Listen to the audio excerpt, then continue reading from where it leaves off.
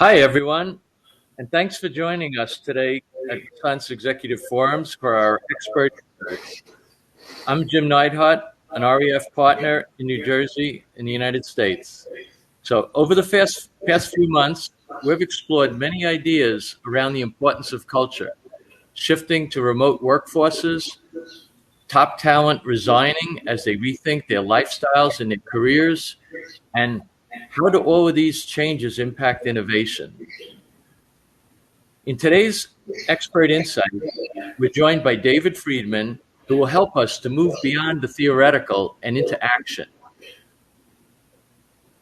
This is so critical as we reflect on and close out 21, but also as we look to improve our businesses in 2022. David Friedman is the former CEO of a company that won 7 Best Place to Work awards, among many other accolades. He's also the author of 2 books on culture, Fundamentally Different and also Culture by Design. He's the founder and the current CEO of High Performing Culture, the creator of the CultureWise operating system, and an award-winning worldwide speaker. More than anything, David has built a reputation for taking the topics of culture and making it simple, practical, and actionable. I know this for a fact, as David has worked with several of my clients who have implemented his system fully, and their companies are totally different than they were before David's work with them. As always, we'll be recording this Expert Insights for our members, and we'll reserve time at the end for some Q&A. So welcome, David. The platform is all yours. Well, thank you, Jim. It's great to be with you, and it's great to be with so many members from around the world. So as Jim said, this is going to be a very practical conversation. This is going to be actionable. Yes, culture is important. We know it's important, but we're going to spend most of our time today talking about how do you purposely create the culture that you want. But before we go there, I want to tell you just a brief story of something that happened to me in the past several days, this weekend, actually. So my father is 89 years old. And he lives in a continuing care community, one of these communities where they start with independent living, and then as you need more care, they have assisted living and skilled nursing facility, et cetera. And he lives about a mile from my house. And every Saturday night, I pick him up and bring him to my house for dinner. And this Saturday, I went to pick him up. And when you go there, since the pandemic, they have one of these it looks like a guard booth, but it's basically, they call it a welcome center. It looks more like a guard booth to me. But anyway, you have to go to this spot and somebody there is checking to see, well, who are you? Why are you coming, et cetera, proving that it's okay for you to be on the property. So I went to pick him up, and the person that was there was really friendly, and they were helpful, and they, wished me a great day, and they were excited to see me. They're just a really positive experience. So I went, I picked up my father, I brought him back to my house for dinner. And then after dinner, I brought him back, and I have to go through the same thing. Well, it was raining when I was returning him. And where he lives, there's kind of a long walk from where I would normally drop him off to the entrance to the building. And it was raining, and I didn't want him to have to walk through all that rain. And so I at the guard post, I wanted to know if I could drop him off at the front of the building instead of his normal spot. And that front of the building is often locked. So I needed to make sure that that was open. So if I dropped him off, he could, of course, go in there. So long story short, I said to the person, gee, it's raining. Is the front door open? And this is a new person that was at the spot. And the person's answer to me was, it might be. And I thought, well, that's not overly helpful. It might be. Maybe you could do a little more here. How about calling security and finding out if it's open? And finally, they did. And I thought about this experience of the 2 different people on the same evening. One person who's overly friendly and helpful, and the other person who's doing the minimum necessary. And I thought to myself, is it just luck that we sometimes call a company and get the person who's wonderful, or is that a way that they do business? And I ask that question as you think about your company. If I were a customer of yours and I called somebody in your company, is the experience that I have, is it sometimes just lucky that I happen to get a wonderful person who's incredible and they do fantastic work and have this great attitude? Or is that just the way your company does business? And I will tell you that the single biggest thing that drives whether that's just luck or whether that's the way your company does business, is your culture. And we're going to talk about understanding how much impact your culture is. How could we purposely create the kind of culture as we go into next year? How could we purposely, systematically create the kind of culture that would make incredible experiences no matter who I spoke to in your company? So I'm going to share my screen here. So bear with me as I get ready to share this. And I get this up for you.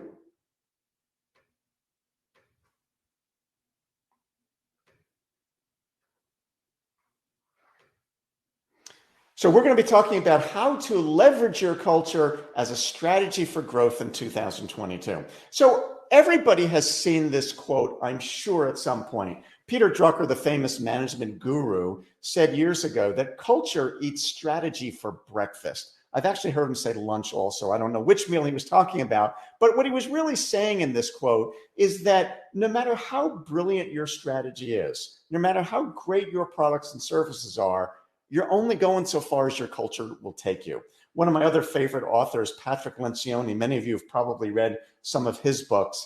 And in his book, The Advantage, he talks about why organizational health, as he says, trumps everything else in business. And he talks about the multiplier effect, that he says that basically for whatever given level of product, service, strategy you have, you're going to go 2, 3, 4, 5, 10 times as far with that strategy if you've got a highly functioning group of people who are delivering that strategy, and you're going to go a fraction as far if you've got a dysfunctional group of people. You know, there's a phrase that you hear many times, and you'll hear people say that an organization is only as good as its people. Well, I have a sort of a corollary to that, or a slightly different version of that. And my version of that is I say that an organization is only as good as its people perform, because your people will perform differently in different organizations. In other words, if you think about your staff, if they were to leave your company and go to a different company that's in your industry, a competitor perhaps, I would tell you that they'll perform differently. Maybe better, maybe worse, but it'll be different because they're in a different environment. That the culture that they're in significantly influences everything that happens. It influences how they deliver customer service. It influences your ability to attract people in the first place and your ability to retain them. It influences how they work as teams. It affects their innovation. It affects every single thing that they do. So we know this. Well, if you think about that, you think, well, every organization has a culture.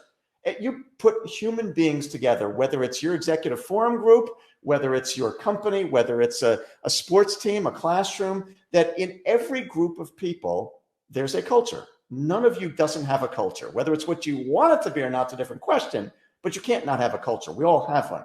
Well, if you think about where that comes from, when you think about even a group of friends of yours has a culture, there's a group of people that you hang out with, there's an unwritten set of rules about how you relate to each other. What kind of activities do you do? Which things is it okay to joke about in that group? All these things exist. Well, if you think about where that comes from, my experience is that in every group of people, there are leaders who emerge. People who just by the nature of their personality tend to exert more influence over the norms of the group than everybody else. I mean, they're the people that in your group of friends, you're trying to decide what time to meet for dinner. And somebody steps up and says, how about we meet at 6 o'clock down the street at that tavern? Well, who is it that said 6 o'clock? It was the leader. Somebody emerges as the leader. And these leaders have more influence over the norms of the group than everybody else. It's just the nature of their personality. Well, the reason that I point this out is I would tell you that absent an intentional force on your part, in other words, if you're not purposely creating the culture that you want in your organization, it's getting created anyway. And it's mostly being influenced by those people who just happen to have the strong personalities. And those people, by the way, aren't necessarily the designated managers and supervisors and leaders in your company. They're just the people with the strong personalities. And if those people happen to be, really positive, enthusiastic, hardworking, quality-oriented kind of people, this will be great. Everything will work out fine. But if some of those people who have strong personalities happen to be cynical jerks And we've all had some of those jerks in our companies. Those cynical jerks with the lousy attitudes, they will influence the people around them to be more like them. And the reason that I point this out is if we understand what an influence our culture has on everything that happens in our organization, that's not something we ought to leave to chance. That's something that we as leaders, we should be as process oriented about our culture as we are about our sales, our finances, our operations, and every other part of our business. That culture is a business process. It's not just about morale and having pizza parties on Fridays and giving people time off. Culture is a business process. And as leaders, we need to take control over that process and create, drive, and embed the culture we want into every part of our organization. It needs to be systematic and intentional. And I want to show you how to do that. So the way we're going to do that is I'm going to introduce you to a framework, a roadmap, a series of steps that it takes, in my experience, to purposely, systematically create, drive, and embed the culture you want into every part of your organization. And I call this framework, as you can see, the 8-step framework. 8 different things. If we do these 8 things, this is how you pull this off. And while all of the 8 steps are important, my experience also shows me that there are 2 of these steps that actually have a disproportionate amount of influence over our success. In other words, if we do these 2 things well, we're going to be 80 or 90% of the way down the road to success. And if we don't do these 2 things well, we're just not going to get very far. So in the interest of our time in this expert insight that we have, the time we have together to give you the most value, I'm going to do a somewhat cursory review of the 8 steps so that you have the context. And then I want to go back and I want to do a deeper dive on the 2 steps that most drive success for you. So here's how we go. The first step is the most obvious of the steps, and yet it must be our starting point. And it's one of the 2 that we're going to spend some more time on today. And that is that we've got to be able to define with tremendous clarity exactly what we want our culture to be. Now, the reason I say this is obvious is how could we go about building a specific culture if you can't tell me, well, what are you trying to create in the first place? I mean, that sounds kind of obvious. And yet, as obvious as that sounds, my experience is that very few organizations do this well. I'll bet most of you on this call probably have some kind of vision, mission, set of core values you've written. And everybody thinks that's great. And yet my experience is most of the time, those statements don't actually bring the degree of clarity that we need. So I'm going to show you a different way to do this so that we can be really crystal clear about exactly what we want our culture to be. And we can build a whole curriculum around it so that all of our leaders are out there teaching the same thing to everybody in the company. And we begin to create much greater consistency everywhere in the organization. So one of the first things that we're going to do is I'm going to do a deeper dive on this is I'm going to teach you again a new and a different way to define exactly what you want your culture to be without doing the typical vision, mission, value stuff. All right, the second step in our overall framework is one of the simplest things I've ever learned. And at the same time, it's actually one of the most powerful things I've ever learned. I call it creating rituals. Creating rituals, and this is the second that we're going to spend some time on. Creating rituals is all about how do we make things last in our companies? Because we've all had experiences, I'm sure, rolling out new programs and new initiatives, and this is going to be great. And 3 months later, we got really busy and we lost a big customer, got a big customer, whatever. And it all kind of fell by the wayside and became what we sometimes call the flavor of the month. Now, if the only thing that happens in this session today is you pick up a couple of tidbits of ideas and you mess around with them for a few months and you forget about it, I'll be honest with you, it's basically a waste of your time. You guys are too important and my time is too important to waste. So the only way this is valuable is if I can introduce you, as I will, to this simple concept that'll enable you to take what I show you today, what you learn in this session, and still be doing it 2 years from now, 5 years from now, 10 years from now. This has to be sustainable or we're kidding ourselves. And the key to that is this amazingly simple and yet incredibly powerful concept that I call creating rituals. So we're going to go back and do a deeper dive on those 2. All right, the third step in the overall framework, I call it selecting. What I mean by selecting, and as you might guess from the name, is I'm talking about how do you pick the right people to join your company. And when I say the right people in this context, I'm talking about people who are going to be a good fit for the culture that you're trying to create. Now, this is easier said than done. I mean, we know that this is important, and yet it's hard to do. And I will tell you that when people show up to be interviewed or hired by you, I often say they're already fully baked. In other words, they are who they are as people, their value system, how they look at the world. Most of that's already complete by the time they show up at your door. And so the reason I say this is you're not going to have a lot of luck taking people who aren't a good fit in your culture and doing some kind of a magical intervention to convert them into becoming a good fit. It doesn't work. It just doesn't. So we've got to start with people who are already a good fit, because we're not going to change the ones that aren't. Now, as I said a moment ago, that sounds great, but it's not easy to do. And I'll be very honest here. No matter how good we get at this, we will never be perfect at hiring the right people. We're going to make mistakes.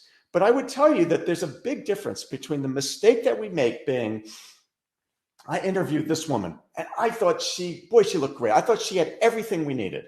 But it turns out I misjudged it. I didn't read the signs right. I didn't pick up on something I should have seen. That's going to happen. It will. I don't care how good we are. That's going to happen. That, however, is a distinctly different mistake from the mistake being, I knew she wasn't a good fit and we hired her anyway. That's the mistake we have to avoid, and we do it all the time. You've all done it. You've hired people like this. And I'll tell you, the biggest reason I see all the time for this is desperation, especially now. Everywhere I go, we're all struggling to hire anybody. Shoot, who cares if they're a good fit? I just need a body. You know, sometimes I say it this way. Sometimes it feels like we're comparing a candidate to an empty chair. Compared to an empty chair, that guy looked darn good. But is he really what we were looking for? Not really. And we get tempted to bring these people in. And I will tell you, we will never build the kind of organization we're trying to build, bringing in people who aren't a good fit. It takes a lot of leadership discipline on all of our parts. Again, it's nice to say in the theoretical world, oh, you shouldn't do that. But in the real world, where we're all operating our businesses and we're desperate to find people, it takes an extraordinary amount of leadership discipline to avoid that mistake and to make sure we don't bring anybody into our organization who we don't believe are going to be a good fit, because we're never going to build the kind of company we want if we do that. That's hard, but important. All right, the fourth step in our overall framework, I call it integration. Integration is my word for what some of you call orientation, or some use the new agey kind of word that I hate, onboarding. I hate that word. It always sounds like waterboarding to me. But whatever word you want to use, it's the word that describes how do you take the people you just hired and how do you bring them into the fold and make them part of the company? The reason that I use this particular word, integration, is I think it has a different connotation. Like orientation suggests I'm telling you about us. I'm orienting you to us. Whereas integration is a word of assimilation. I'm bringing you into the fold. I'm making you a part of who we are.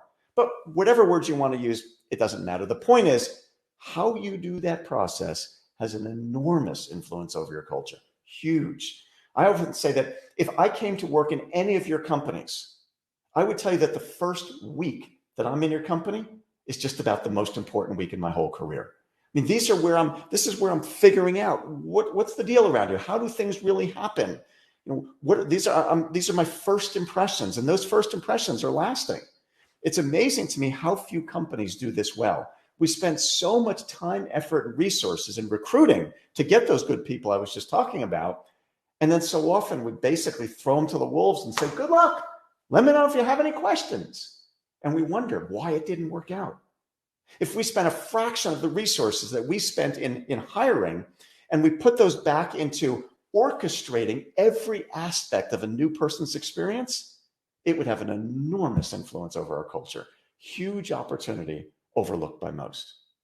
All right, the fifth step in our overall framework, I call it communicating our culture or making our culture visible. When I talk about making it visible, I mean this in a very literal way. In other words, the signage, the things that I see all around me that tell me what the culture is. Now, this is a place I want to be very careful. I don't want anybody to misunderstand me. I'm not suggesting that if we put some beautiful signs on the walls with our vision, mission, and values, that we're somehow going to magically transform our culture. It's not that simple, of course. And we've all seen companies that have those signs and then nobody's doing any of that. So That's not what I'm saying. But what I am saying is if our culture is authentic, if it's real, actually, the more I see it around me, the better. If the only time I ever see a written form of our culture is on the first day in some of the new hire paperwork, there's an 8.5 by 11 with your vision, mission, and values, and that's the last time I've ever seen anything at all that has to do with our culture, well, how likely am I thinking about it? How likely are we talking about it? Not very. But if everywhere I look, I'm literally inundated, because it is on the walls. It's on an electronic display board in the reception area. It's on screensavers and mouse pads, and in the men's room above the urinals, and the women's room on the mirrors. And everywhere I look, there's stuff about our culture. There's a lot higher probability we're thinking about it. We're talking about it. I think of it almost like internal advertising. The more I see this stuff around me, the more it's influencing me. And again, I want to be crystal clear here. I'm not suggesting that this is a replacement for everything else we need to do. It isn't. It's just a really simple and yet important element of additional reinforcement to everything else that we're doing. And you're limited only by your own creativity in all the different ways you can do it. All right, the sixth step in our overall framework, I call it coaching. When I talk about coaching, what I'm referring to is how you use the day-to-day situations that come up in your company to teach and reinforce your culture. In other words, you're going to hear me say this a lot. To me, your culture isn't necessarily signs on the walls.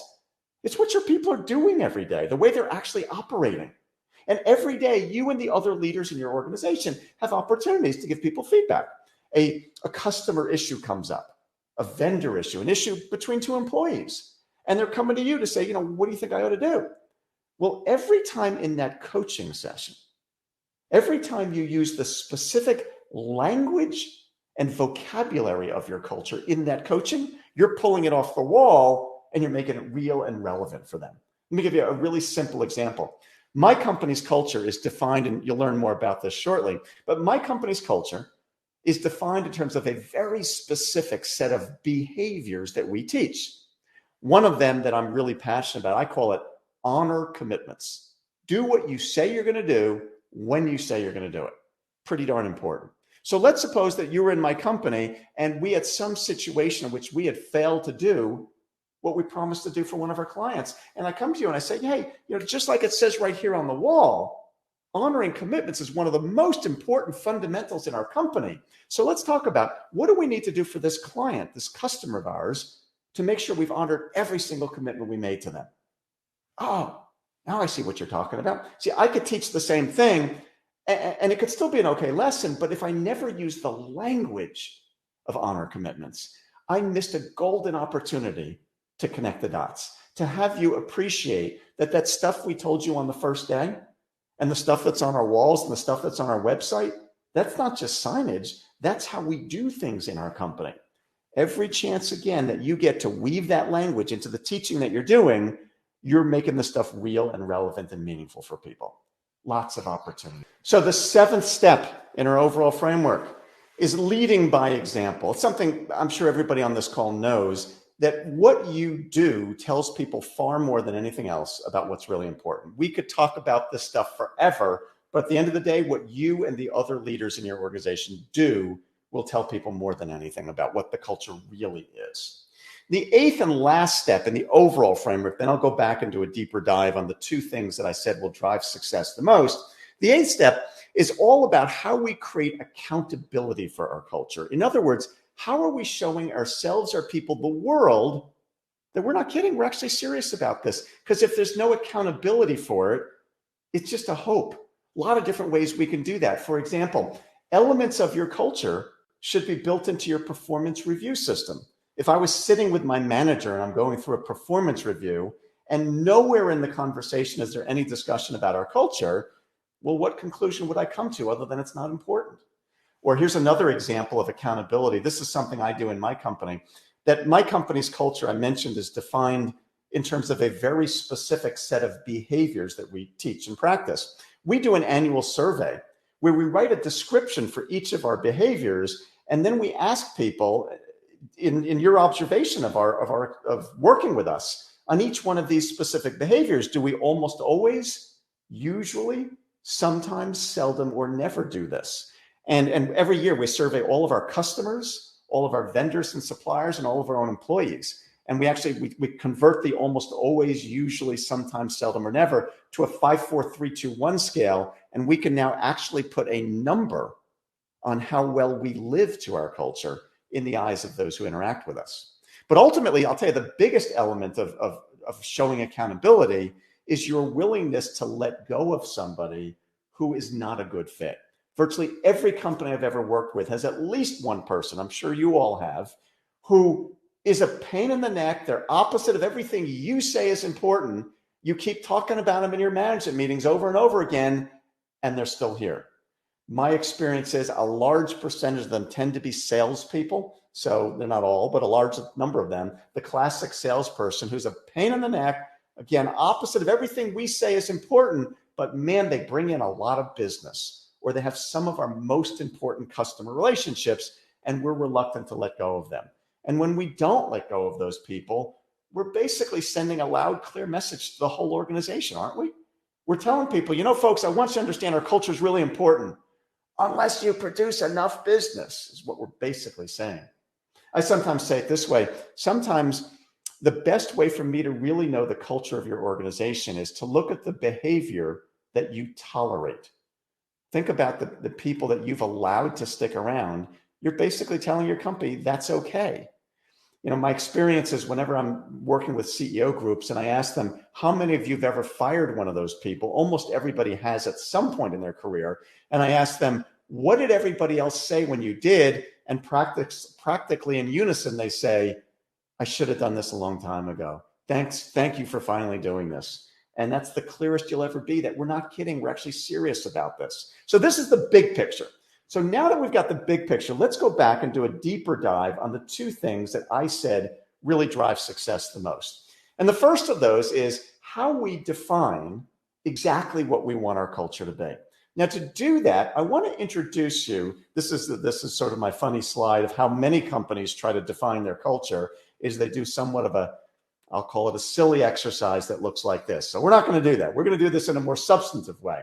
So to do this, I want to draw a very important language distinction for you. And it's more than just semantics. It's a distinction between what I call values and what I call behaviors. So let me explain to you what the difference is between the two and why this is actually really important. So a value to me is typically an abstract concept. So examples of values are things like integrity, quality, respect, innovation, teamwork, loyalty, service, commitment. These are ideas, concepts. A behavior, in contrast, is an action. It's something that I can literally see people doing. So some of the behaviors I teach in my own company are things like honor commitments. That's something you actually do. Practice blameless problem solving. Be a fanatic about response time. Get clear on expectations. These are actions, things that people do. Now, the reason that this is important, and not just a question of semantics, is that the problem with many companies, not all, but many companies' traditional looking set of core values is that they tend to be so abstract that they mean too many different things to different people, and they therefore become very difficult to operationalize in any meaningful kind of way. So let me give you a simple example. One of the core values that I find in many organizations' list of core values, and it's listed here, is the value for respect. We should all respect each other. And that sounds like a perfectly good thing. I mean, especially these days, who could argue with that? But what does that word mean? It means a lot of different things to different people. If you grew up in an inner city gang, your definition of what it looks like to respect somebody, or perhaps to diss them, to disrespect them, could be completely different than what it might mean in your family. Or I think about, regional differences. In the southern part of the United States, in an area that we sometimes call the Bible Belt, people are raised there as children, and they're taught that when you speak to an adult, you call them sir or ma'am. It's disrespectful not to do that. Do that in the northeast part of the United States where I live, that's just weird. It has nothing to do with respect at all.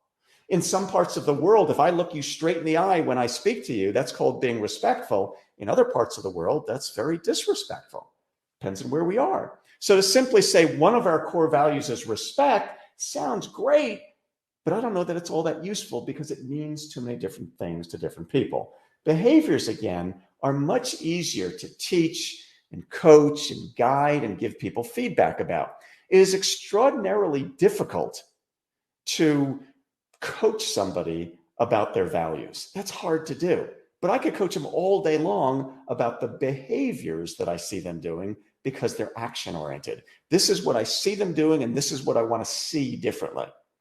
Just as you think about defining your culture. So I say that you define your culture in terms of not necessarily those broad nebulous values, but rather in terms of the behaviors that you say, if we could get our people to do these, we're going to be that much more successful. So some tips for you in thinking of, so if you want to define your culture in terms of behaviors, how would you think of them? So a couple of quick tips. First of all, there are things that you always say as leaders, if we could just get our people to do this more consistently, we would be even more successful than we've ever been. What are some of those things? What are things that drive you crazy? Every one of us as leaders has things that when we see them, we think, oh my God, that drives me nuts. What's the opposite of that? If your people weren't doing that thing that drives you crazy, what would they be doing instead? That's probably pretty good behavior. What are things that if you're the CEO that you rant on, if you're not, that your CEO rants about? If there goes Bob or there goes Mary, she's on her rant again. Well, you wouldn't rant about it if it wasn't important. That's why you're ranting about it. That's probably pretty important. Here's one of my favorite questions. Typically, in every department of our company, we usually have one or more people who we wish we could clone. The people you say, boy, if I could get 3 more women like her, we'd be amazing. Well, what does she do? Picture that person. What does that person do that makes you want to say that? Well, they do this and this and that. Those are probably pretty good list of behaviors. Sometimes picturing real people, your best people, makes it easier to think of behaviors versus it just being an abstract idea in your brain. So we want to be able to define exactly those behaviors. So here's an example. This is actually a client of ours, a CPA firm in Florida. And this is a list of their behaviors. It's on their website. And so each behavior has a title and then has a description. So one of the ones I referred to before, practice blameless problem solving. And the description might say something like this, for those that might not be able to read it. It says, demonstrate a relentless solution focus rather than pointing fingers or dwelling on problems. Identify lessons learned and use those lessons to improve ourselves and our processes so we don't make the same mistake twice. Get smarter with every mistake and learn from every experience. So notice how much more clarity that brings to what you want people to do versus just the typical respect, service, quality, integrity. So a behavior brings a lot more clarity. Typically, what we normally do is we create what we call the company's way. It's the ABC company's way. This is the way we do business in our company. And we print a little card. So this is my own company and our behaviors that we teach. And they're all written out. Every one of them has a title and a description. So once again, notice the clarity that this brings to this is what we want our culture to be. I want people to be doing these things, and I can teach and coach them. So now that we've got more clarity about what we want our culture to be, we still have to be able to get our people to do it. It's not just about clarity. It's how do we get our people to internalize these behaviors? And we do that through this concept that I referred to earlier that I call creating rituals. So a ritual is some behavior and practice that you do over and over and over again until it becomes ingrained. It just becomes second nature. The reason that rituals are so important is that most people are not very good at sticking with things. This little cartoon here depicts in January, every gym is mobbed because everybody sets their New Year's resolutions. This is the year I'm going to get healthy. And then by February, they're back to their normal levels of activity because we're not very good at making things last. When something becomes a ritual, it's not difficult to do. So simple examples of rituals in the United States, every time you go to a ball game, we kick off the ball game. We start the ball game by singing the national anthem. When you get up in the morning, you brush your teeth. You don't struggle to remember to do it. It's not a debate in your mind. I don't know if I really want to do it today. It's just a routine. Some people before a meal, they say a prayer. They're just routines. So the reason that rituals or routines or habits, as another word, are so important again, is that most people struggle with sticking with things. Once something becomes a habit or a routine or a ritual, though, it's not difficult to do. It just becomes what we do. So the concept here is if we could create rituals that become automatic as brushing our teeth, if we could create rituals around teaching and practicing the behaviors that we were writing, now we've got a chance for this to last for years and years into the future, because its continuity would no longer be dependent upon you being disciplined or motivated. It's not you that's going to keep it going. It's the ritual that keeps it going. It just becomes automatic. So let me give you a simple example of this that I learned years ago that really influenced my thinking. So everybody's probably familiar with the Ritz-Carlton hotel chain. Ritz-Carlton is known for extraordinary service, but it isn't by accident. They have a series of behaviors and they have rituals. Their behaviors are called their basics. There are 20 behaviors that Ritz-Carlton teaches. They have them on a little laminated card and they're numbered 1 through 20. And they're things like this. Number 12 says, to provide the finest personal service for our guests, each employee is responsible for identifying and recording individual guest preferences. If you see somebody that has a problem at Ritz-Carlton, you own it, and it's your job to take care of it. If you see somebody who asks you for directions, you don't just point, you bring them to where to go. These are basics. So these 20 basics that they teach. But more important than that is this ritual they have. At Ritz-Carlton, they have a ritual, and it's called the daily lineup. What happens is every single day, in every Ritz-Carlton property in the world, in every department and in every shift, the team members get together at the beginning of the shift. And they gather around and have this brief meeting. It's about 10 or 12 minutes. And the first thing they do in that brief meeting is they spend a couple of minutes talking about the basic of the day. So remember, I said there's 20 of these.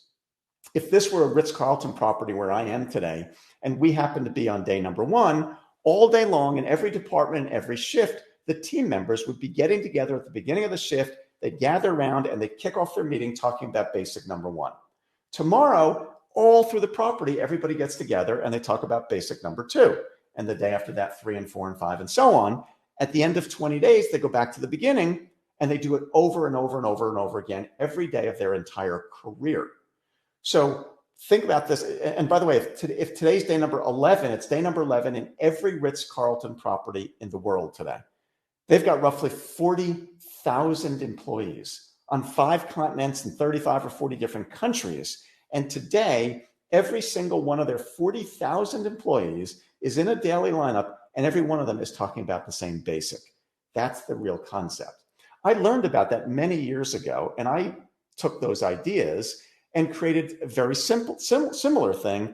I call my behaviors fundamentals. So they call theirs basics. I call mine fundamentals because they're fundamental to success. So we created these fundamentals, and then I practice them on a weekly basis. And most of our clients do it weekly. So where Ritz-Carlton goes through them on a daily basis and every 20 days goes back to the beginning, I do a weekly ritual. So every week we have one fundamental and we focus on it all week through a variety of different rituals, several of them. One of those rituals is that every time we have a meeting in my company this week, the first agenda item of the meeting is the fundamental of the week. And we spend the first 3 to 5 minutes talking about it. What does it mean? How do we practice it? What can we do better about it? So every meeting, everywhere in the company this week, even a virtual meeting, every single meeting all week long starts with this week's fundamental. And then we move on with the rest of the meeting. Next week, every meeting starts with fundamental number 2, and the week after that, 3 and 4 and so on. When we get to the end of the list, we go back to the beginning and we do it over and over and over and over again, because that's how it sinks in. There's also a mobile app that we use these days. But I want to sort of simplify, to kind of wrap this up in a nice bow for you, to simplify this concept into one really simple illustration. If you want to learn anything so totally, so completely that you've internalized it, whether we're talking about you want to learn to be a great piano player, or you want to learn to speak another language fluently, or anything that you want to get great at, what do you have to do to get great at something? you have to practice and practice and practice and practice. You have to do tremendous amounts of repetition. But here's the problem. Most people hate repetition. We get bored. Oh, I don't want to keep practicing. And so things fall by the wayside. Well, the only way to keep repetition going is when it becomes a habit or a ritual or a routine, whatever word you want to use. So the rituals are the platform or the structure that enable repetition to keep going. And the repetition is what's necessary to internalize something. So let's apply this thought very directly to driving your culture in 2022. If you want your people, if driving a culture in your company ultimately, really, if you cut to the chase, is nothing fancier or more complicated than getting your people to live and internalize the behaviors that drive success. That's all it is. You know what you want them to do. We just want them to internalize it. Well, they're not going to internalize those behaviors because you held a big company meeting and you announced it to them all. That doesn't mean you shouldn't do that, but that's not going to be enough. They're not going to internalize those behaviors because, you put it in their performance reviews, though I still think that's a good idea. They're not going to internalize those behaviors because you put posters all over your walls. The only way they're going to internalize those behaviors is when you teach it to them over and over and over and over and over and over again. And the only way you'll ever teach it to them with that much repetition without getting bored, distracted, and quitting is when you create rituals around it. That's why rituals are so foundational to success. So I'll wrap this up and then we'll answer some questions with one quote that kind of, for me, capsulizes everything we've been talking about. It's my favorite quote on the topic of culture. And the quote says that good companies have good cultures by chance, but world-class companies have world-class cultures by design. And what I mean by that quote is when I say that good companies have good cultures by chance, what I'm suggesting is if you are a good leader, and I'll bet virtually everybody on this webinar is a good leader. If you're a good leader, you're going to do most of the right things. You're going to hire good people, not because it's a big strategy, but what else are you going to do? You attract people like you. And you're going to treat them reasonably well, not because you read a book one day that said you should treat your people well. What else would you do? You're a good person. You're going to treat your people well. And if you do that, you will have a good culture. What we've been talking about in this session is not the difference between success and failure. I mean, honestly, how could I claim it is? Most of you on this call probably have been very successful and you haven't been doing what I'm talking about. So this isn't the difference between succeeding and failing. This is the difference between succeeding and being extraordinary, because that's a different game. That while good companies have good cultures by chance, the best companies understand just how important their culture is to success, and they don't leave any of this to chance. Instead, they're incredibly intentional and purposeful and systematic about every aspect of how they create their culture.